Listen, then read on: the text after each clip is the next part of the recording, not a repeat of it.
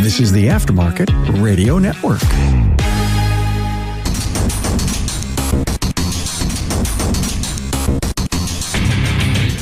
Welcome, everyone, to yet another episode of Diagnosing the Aftermarket A to Z. I am Matt Fanslow, and I got another rant. But first, let's hear from our sponsor, NAPA Autotech Training. NAPA Autotech offers 3-hour virtual technical classes that can be accessed from the comfort of your home. To find out what courses are available, go to napaautotech.com and click on the NAPA Autotech class calendar link. So yeah, I have a rant concerning the ASE Renewal App, but it doesn't really have anything to do with the app itself. I'm not implying it's perfect, but it's kind of neat. My rant is about us, those of us taking it, people making comments on it. I don't get it. I don't get it. So for one, it's the Renewal App. So that means you can't take or use the Renewal App unless you've previously been certified, which means at one point in time, you took the written or computer-based exam, passed, demonstrating that you meet the minimum standard as set by industry.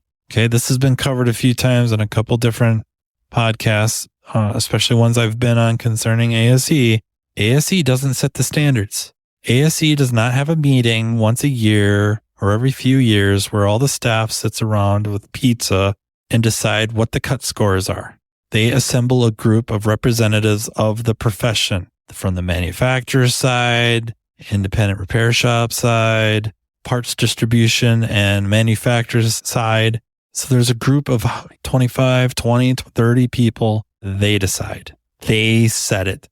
The industry, members of the industry set what that standard is. What is the minimum knowledge level the test candidate should have to earn a credential? Okay. The ASE is, they're just there as a test developer. And I would say an administrator along with like ProMetric, or I guess then they monitor it as well, right? Because they have to make sure it meets criteria. These credentials have to be defensible in court. They have to make sure that it does that. So not to just sound like a big ASE booster, but I think they do that job quite well. So even to be able to use the Renewal App, you've already demonstrated that you meet this minimum criteria. So now the Renewal App is no longer really meant to test you anymore. It's not there to really discriminate between a knowledgeable and less knowledgeable candidate. They're not trying to necessarily make you earn this credential by proving yourself again. Do you meet the minimum standard? To keep getting that credit, or, enough credits to earn your credential for a year, yes, you have to get a certain number of questions right. But the nature of it is not so much to differentiate anymore. The whole point of the app is continued education, expansion of your knowledge. That's more important than meet the cut score. It's more about, can you continue to learn? And not just can, they're going to help you. So one of the most common comments that you see in some of the app questions is, I've been doing this for 40 years. I've never seen this. Or this is a very specific question about a very specific vehicle. Right. Well, for one, if you haven't seen it in 40 years, isn't it about time you saw it? And now the app did you a favor. Oh, you got the question wrong. There's going to be follow-up questions, sister questions, if you will, that are going to be sort of the same, but not, but it's going to give you another chance. And there's a series of those. So it's like, you don't have to go in panic mode when you get one wrong.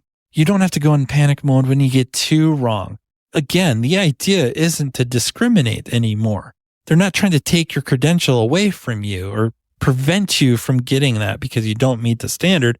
They're trying to help you expand your knowledge. So an easy one to pick on is NVH, noise, vibration, harshness. Comments. Nobody tests this way, except most manufacturers at the dealership level. They either have the capability, and they've been doing it not lately. They didn't start when the Pico NVH system came out. They've had the Vetronic system that's like 20 years old, or the SPX Miller / OTC. They had one as well. Or some of them had like a little gauge, like literally with a needle, and they would set it on something solid, or maybe even just on the carpet on the center tunnel, because we're talking back in a day where front wheel drive would have been pretty rare, but they were watching the needle. What's the frequency? And they would get an idea of which way to go or could. So to say nobody does that, that is a completely blind statement. You don't find. Now's an opportunity to learn. And the thing is with these questions and the answers is they explain, and they have to do it very concisely. And that maybe that's a dig. Maybe that's to its detriment. They have to keep the explanations rather short. They can't go into this big, elaborate 4-paragraph explanation as to why this choice is wrong, this choice is right. But it should be enough to put you on the path to do a little bit of research. In fact, a lot of times, if not all, there's a link that takes you to some training article about it. So I'm beside myself reading these.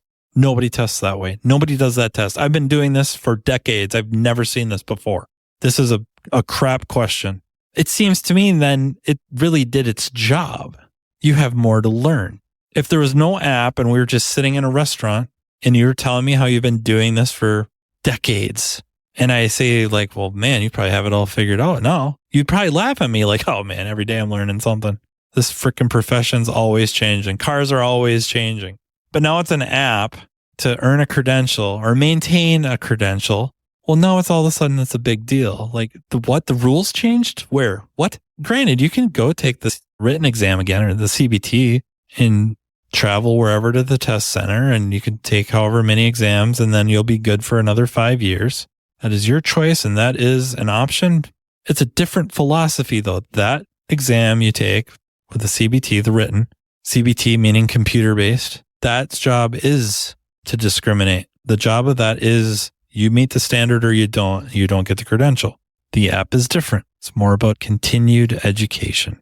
And I think going into that with that idea, you could handle getting questions wrong and the opportunity to learn, which I find to be invaluable. I kind of like that. There's been questions that I've gotten wrong and I'm, a little perturbed as to why. And then I read the explanations and kind of slap my head, or this is something I did not know about and I can go research it. I just immediately got better. You know what I mean? Like just by the nature of it, I just got better. And over the course of however many, really the better part of a year and many questions. By many, it depends, right? I think it's 8 per area. So A1, A2. It could be as few as 8 questions. And then, I shouldn't even say what the maximum is. It's probably at least in the 20s. You can probably get the question wrong and the follow-ups wrong and still have enough time and questions to get right, to get your 8 credits to earn your credential for another year. And then there's just where you get it wrong because you don't understand the system. You don't understand the process or the theory, electrical questions. The reality is the app, the difficulty of the questions doesn't have to be quite as monitored as much as the written, meaning the questions for the app can be harder, more difficult, because it's different in that, in a way, it's open book. If you notice when you start the question, you have time to bail, but once it starts, you do have a time limit. And it's not like 30 seconds. It's usually minutes.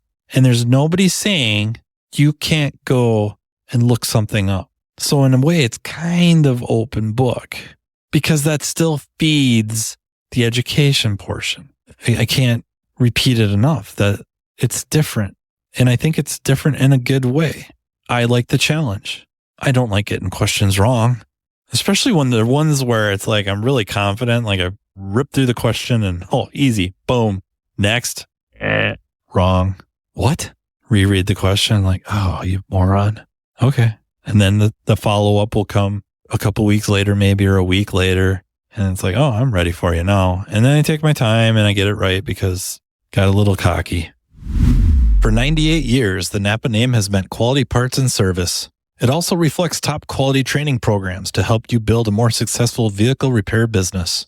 No doubt, the technician shortage is impacting everyone, but you're not facing this battle alone. NAPA has the solution by making NAPA Autotech training available near you.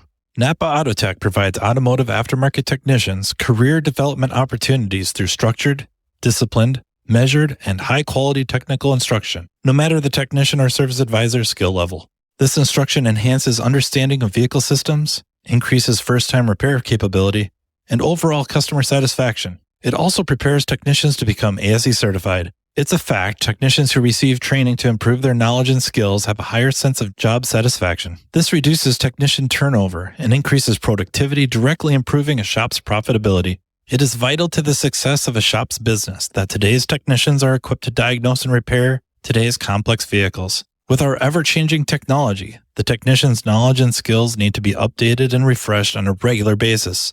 As you labor over the decision of whether to send your techs to get their skills sharpened, keep in mind, NAPA Autotech training is an investment, not an expense, and it's available to all.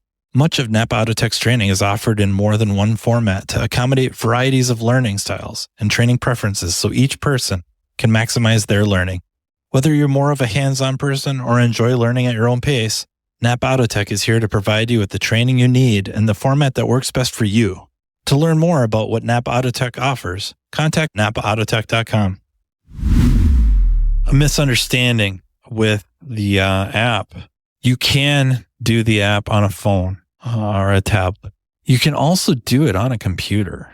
So some areas, it's not such a big deal to do it on your phone. You don't really need a big screen. And honestly, I got to level with you. Most of the questions, at least with the A series, A1 through A8, you really don't need a big screen. They're tailored fairly well for a phone, easier yet on a tablet. But you can do this all on a PC. If you really want it to take up a big screen, you can log in on a PC, big screen. For some, that will help immensely. Do it. And a bit of advice, maybe don't put off taking the questions. Maybe don't wait for them to build up to 8. Try to do them right away. Give yourself as much time as possible to get the follow-ups. If you get one wrong, nothing would be worse as you know that you're coming up on the end. There's a time frame that you can take these questions and you're running up towards the end and oh man, you're getting your butt handed to you a little bit and you're running out of time. So as they come, try to take them, or only let them build up to maybe a couple.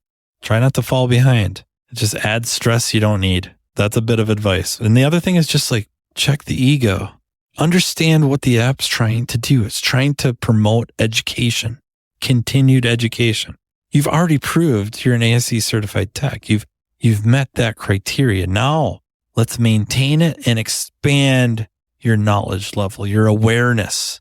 There's going to be EV questions. There's going to be questions on technology you've maybe never seen in your bay before. Well, then of course you might get the question wrong, but it gives you this opportunity now to go study up a little bit. If this was on the written exam and you failed, now you do not get your credential. There is no follow-up. You have to sign up again and potentially travel to go take the exam. And for some people that they're okay with that. They're let me just get it all done in one shot and then I'm good for years. And there's a lot of logic to that. The app, you don't have to travel. It's right there. And it's not so much about meeting a minimum standard. It's more about learning, continued learning, expansion, expanding your skill set, expanding your field of understanding. That's what it's all about. And that's the frustrating thing looking at the comments is just that failure to recognize what the app's trying to do and just coming down on it. Like, oh, this is a terrible question. No, it's a good question. It's on something you're not aware of. I've never seen. And then the comments of people are sure that ASE writes questions. I can assure you, no one that's ever wore an ASE uniform that was employed by ASE has ever written a question. They've never wrote the question itself, set up the answer, set up the wrong answers, ran it by the group or not. Just skip that whole process and put it in the freaking exam. No, that is not how it works. Say what you will about ASE, but they take this stuff serious. They bring in subject matter experts. They bring in people from the field. Again, they may represent car manufacturers. They might be dealership technicians. They might be trainers. They might be curriculum developers. from the manufacturers or multiple manufacturers that will usually represent. And then you have some from the independent world, independent technicians, usually.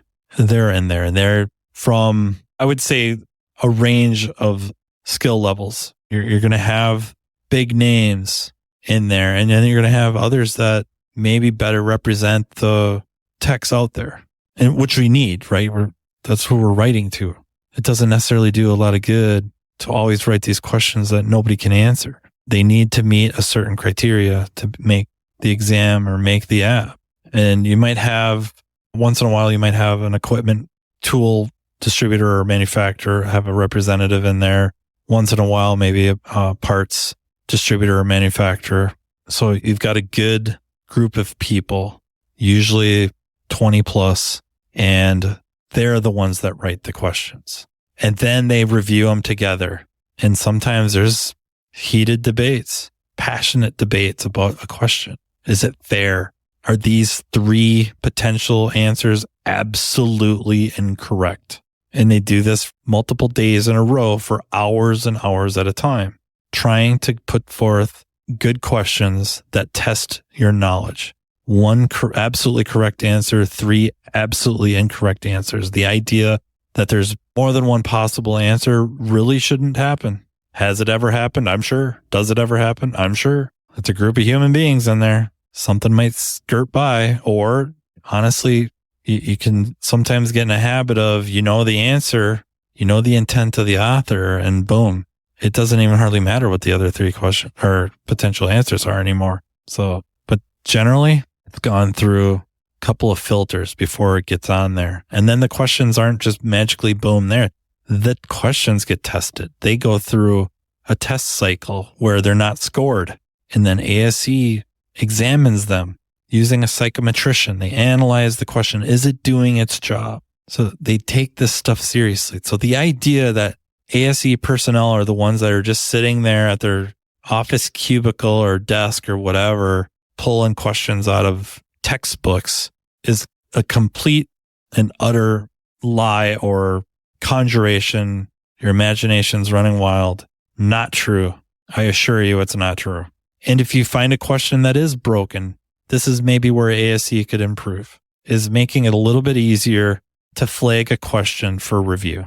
And now think about that double-edged sword for a second. You don't know what you're talking about. You got the question wrong. You're flagging it. A little bit of Dunning-Kruger, eh? There's nothing wrong with the question. You just didn't know. You could use more training on whatever, a little more experience.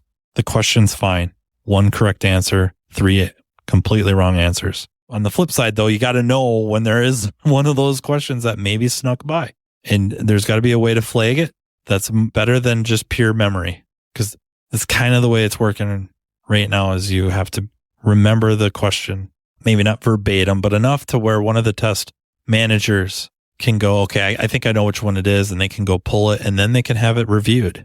In a workshop, they'll, we're getting a lot of complaints about this. What do you guys think? Oh, how did we miss that? Or how did they miss that? How did that group miss that? Okay, we got to fix it. That's rarely happened, but it happened. I think everybody gets to reserve the right to be human. And then you have questions that age. And it's interesting. It's interesting how questions age. Some of them age and get easier. Some of them age and they get more difficult. Like imagine putting on like an engine performance exam, a distributor question. That would probably test very difficult. And some of them are really cool that you can watch over time. When it first started getting used, it was a little more on the difficult side. And then it started to get a little bit easier and a little bit easier as everybody became more aware of this issue or this system, whatever. And it got easier and easier. And then it started to get harder and harder and harder, more difficult, because it kind of didn't get used anymore. Maybe an example would be like a return style fuel system that had a fuel pressure regulator that leaked. When it first came on the exam, maybe it tests a little more difficult. People haven't really seen that yet. And then they start seeing it. And it's a little more well known. So it gets easier. Maybe it's almost to the point where it's so easy they're thinking about taking it off the exam, but not quite. And then as we evolve to returnless systems, the question starts to get a little more difficult. It's kind of cool to look at that stuff. but they'll go into review. Do we have to fix this question? Do we have to modernize it? Does it fit anymore? Do we have to just deep six it? So a lot of work gets put into this stuff. And I just think recognizing when you sign up for the renewal app to understand that you're not so much looking to be differentiated or tested. Do you meet the criteria anymore? It's more about, I'm going to continue my learning. And if I continue my learning and I keep getting more knowledgeable, I'm going to earn the credential. And that's going to mean a lot because it's not just the minimum standard anymore. I'm evolving. So I will leave you with that. I'm not going to sell you on which one to take. I think we need to support ASE. It's what we have. I guess I don't mean that as a complaint even, but ASE is only going to mean what we make it.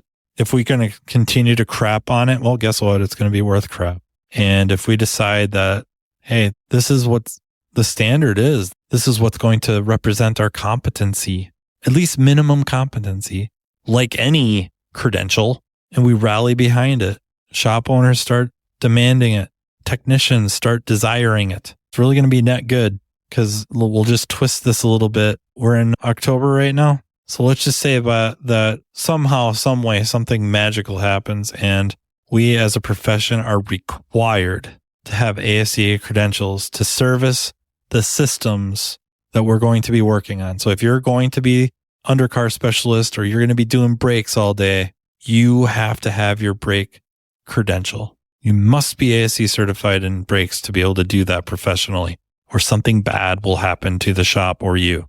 It would break the industry. Think about that for a second. It would break the industry. Not B-R-A-K-E break, B-R-E-A-K break. Not enough would be able to pass. Think about that. That's where we're at. And then we're going to crap on the exams. Like what? So are they perfect? No, come on. Could they be better? I suppose. Hands-on would probably be better. Be a lot like FAA, probably be way better. Way more expensive. People already complain about how much they are already. So I think they deserve our support. They do give us what they say they do. The argument you're probably going to say is they should be out there campaigning to the motoring public why they should be seeking out the ASE certified techs, the ones that are paying them for the credential. And I used to think that way. That was my mindset.